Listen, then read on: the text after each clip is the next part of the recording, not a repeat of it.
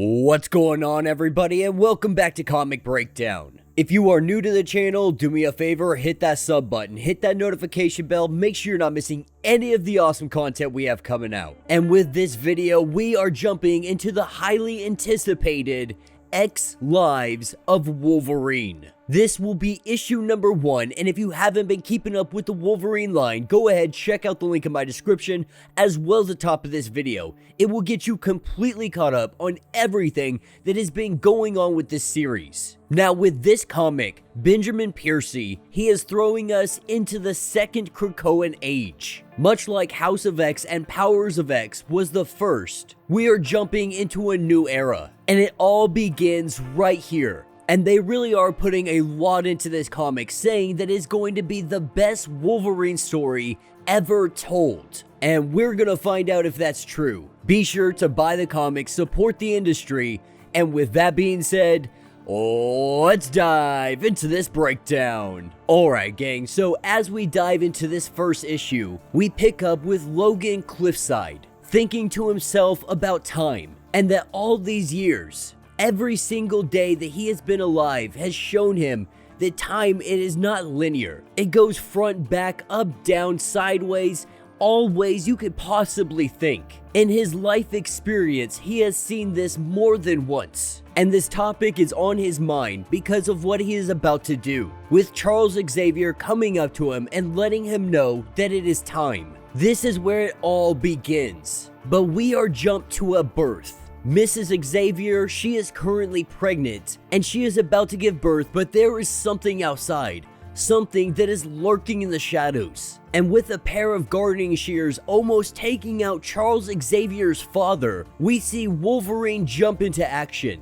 And those shears, they came from an individual bearing the mark of Omega Red. Telling Mr. Xavier to run inside and grab his gun, Wolverine is going to hold off the beast. And we're gonna find out more here soon exactly how this is possible. Not only how, but why. Why is Wolverine here protecting Charles Xavier's parents? And why is Omega Red here? And this is when we are taken to Krakoa. Inside the hatchery, we see Omega Red breaking his way into the database. This is where he goes to find out if the council has been lying to him. And as he reads the data, he learns very quickly that they lied. And so we can only assume that Omega Red going after Charles Xavier's parents while his mother is giving birth to him is Omega Red trying to seek vengeance. Picking back up in the past, we see Wolverine and this monster going toe-to-toe,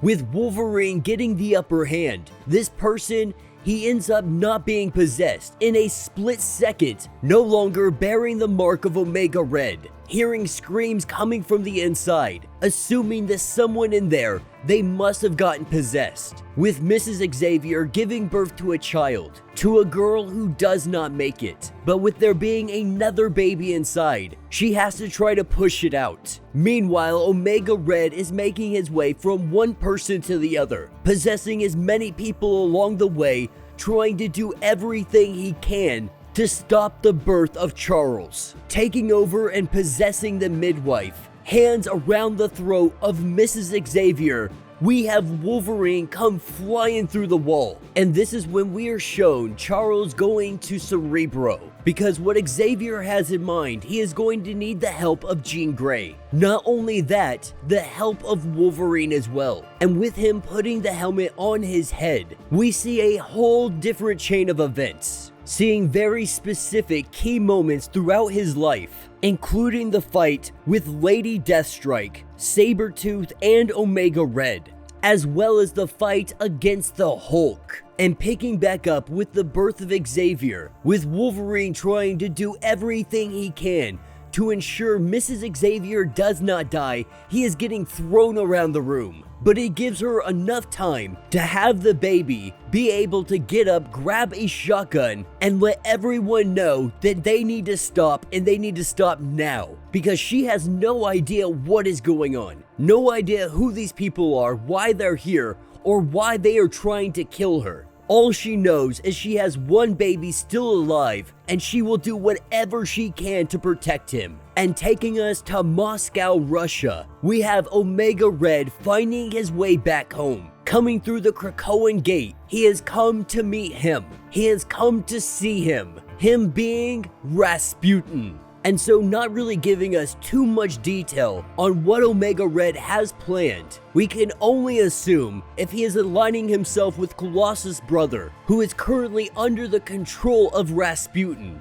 We can only imagine that it is going to be a very bad day. But taking us back to the Xavier family, we see Mrs. Xavier holding that shotgun, not really knowing who to trust. With Wolverine trying to say something, she unloads the gun, with it going off and hitting him directly in the chest. We see Omega Red try to make his attack. In all of the chaos, we see little Xavier. He falls to the ground, with Wolverine scooping him up and cutting his umbilical cord. With the woman possessed by Omega Red charging at full speed, he sidesteps her and she goes flying out the window. And so for right now, at least in this moment, Charles Xavier, the baby, is safe. But this is where Wolverine, he has jumped to another time. He has jumped to another life, finding himself back on his old team. Somewhere in the middle of Colombia having a gunfight. We see Jean Grey let him know is that his target is 25 miles from here and that he needs to hurry so he can help save Xavier. And time is running out. And that will be the end of this issue. So let me know what you guys think down in the comments. This is definitely an interesting start. If we are going to see Wolverine jumping from timeline to timeline over the next, 10 or so issues, that could end up getting very repetitive. But at least for the time being, this seems like an interesting story. It seems like he is jumping all over the place, trying to save Charles. While Omega Red, he has some kind of goal of taking out Xavier. Not sure if he is aimed for the entirety of the Quiet Council, or if he is just trying to cut off one of the heads of the snakes. But it is only fitting that you use Omega Red as the